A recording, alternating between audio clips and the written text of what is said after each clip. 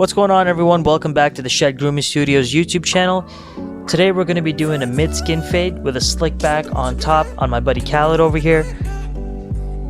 I'm going to talk to you about all steps involved to achieve this haircut, the tools I'm going to be using, and lastly the products that I'm going to be using to really bring this cut alive and get that volume that a pompadour needs, or a slick back if you want to call it that needs, and really bring this cut alive. So I'm going to start off by grabbing my 1 1/4 steel guard on the cordless power tool and just go to town. I'm doing a quick little debulking right now so I don't have to put too much strain on my outliner. So that's a little trick, guys. I mean, yeah, I know my cordless detailer can probably easily rip through this, but I just think over time it would put a lot of strain on that machine, and I want to give it that longevity, so I don't want to stress it out too much. So that's what the power tool is for. Quick little debulking right now just to make life easier for the outliner. So now I have the 3.5 and I'm going in and just removing a bit more weight. I'm not going too high with it because that hair by the parietal ridge is going to be what brings this cut alive. If I take that off, it's going to be more disconnected than blended, so that's why I'm saving that. I'm going to go in with scissors and fix that all up.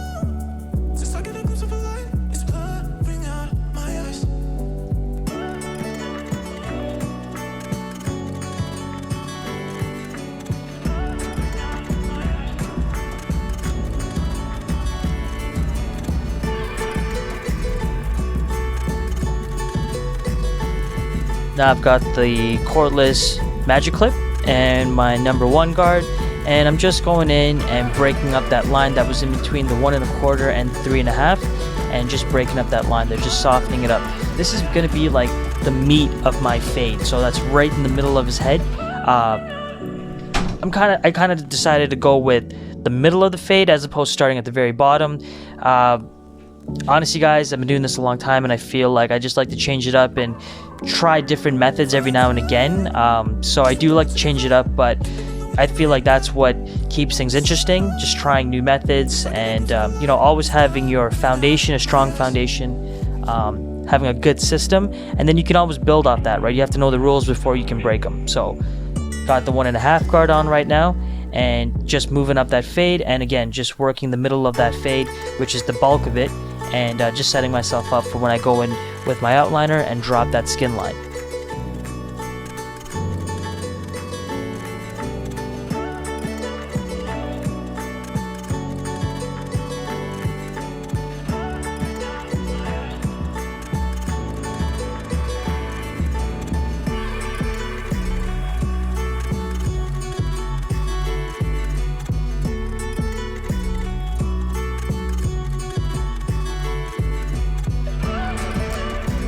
As you guys can see, the middle of his fade is looking really nice. I know there's a bit more work that needs to be done. That's why I'm going in now, and I'm just going to remove all the hair at the base of his neck there with the cordless detailer. And like I said, this thing can just rip through a good amount of hair, but I also don't like to stress it out too much, so I feel like this was a good amount of hair for it to handle, and so I feel good about it. So dropping in that skin line, and I'm going to go in and start to fade it out right after this.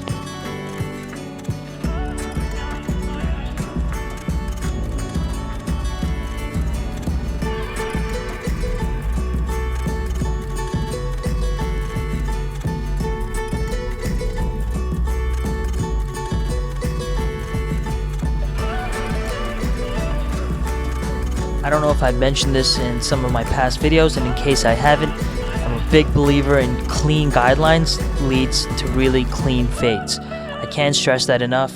You don't want your guidelines to be wavy. Unless of course you're doing like a low fade, so it starts higher near the temple area and drops down near the occipital bone, then sure, that's the case. There's going to be a bit of a wave there, but that's intentional. I hope you guys know what I mean by that. So you guys can see with my guidelines, I'm sitting in that 0.5 right now, really clean. It's a fairly straight line right around his head. Clean guidelines, clean fade, guys, every single time.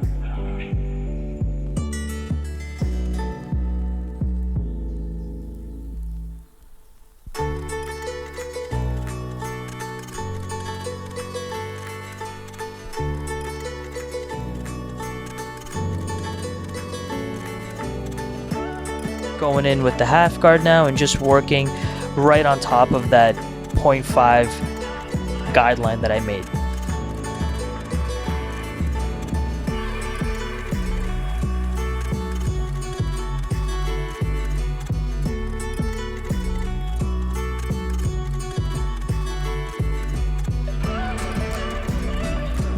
Got the clipper halfway open right now and just breaking up that line, and as I move around the head, opening and closing that lever to get that nice buttery fade.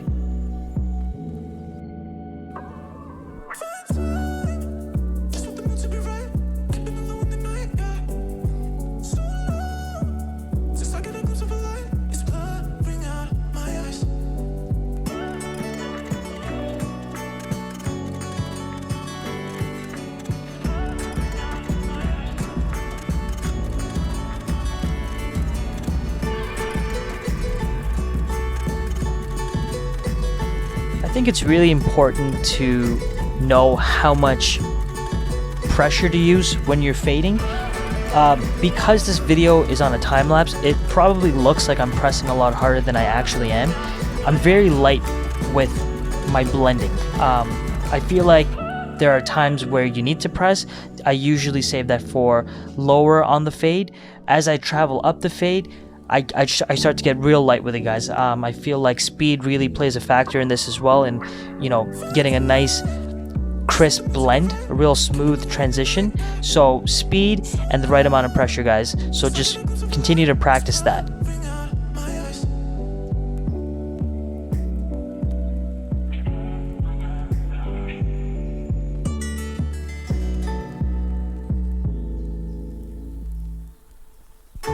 I've got my number 1 guard right now open, and again, just breaking up any dark spots I see, corner cutting. That X formation never fails, guys. So if you're cutting in one direction, one angle, you feel like it's not blending out what you need it to blend out, try the other angle. That'll usually knock it right out.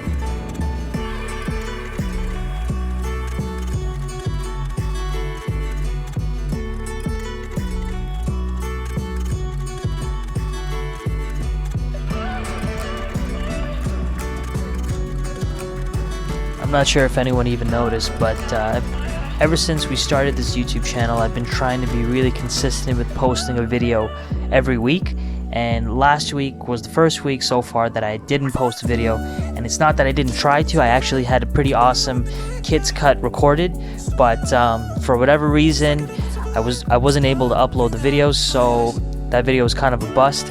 So this is the next one that I shot, so I apologize for that, and hopefully I can make it up with this one. So right now I have my magic clip closed, and I'm just starting to fade out that skin line, and as I move up the fade, I open up the lever as well, and just work my way into that half guard and then into that number 1.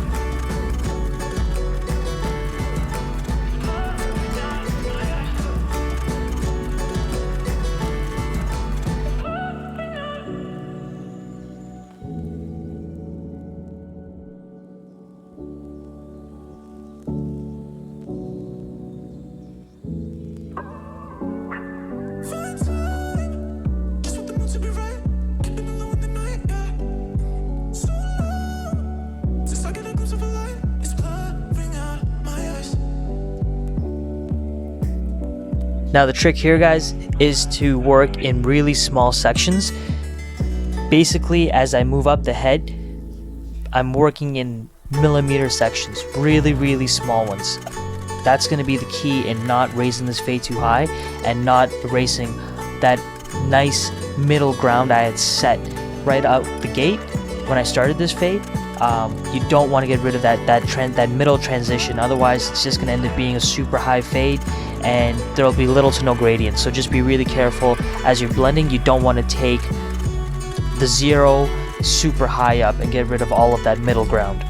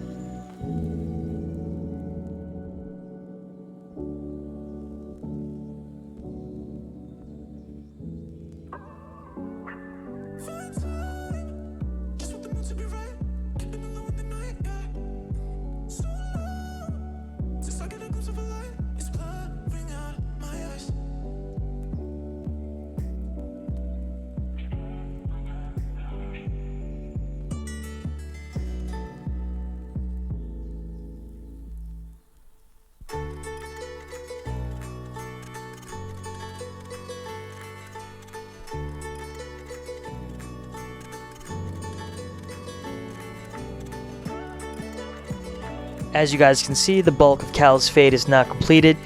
Now I'm going to move on to the top of his hair. I'm going to start by wetting it down and blow drying it backwards. Khaled's hair, when he came in, was styled forward. That's not how he actually wears his hair. I think it was just a bit of bedhead, to be honest, but I'm going to start by just blow drying it backwards, and that's the way I'm going to cut it. I'm going to cut it in the way I want it to end up. I didn't want to cut it the way he had it when he walked in, which was, styled forward. I feel like that wouldn't be true to the end result, and, it would probably end up looking very different than the way I intended it to if I didn't blow dry it back before I started cutting it.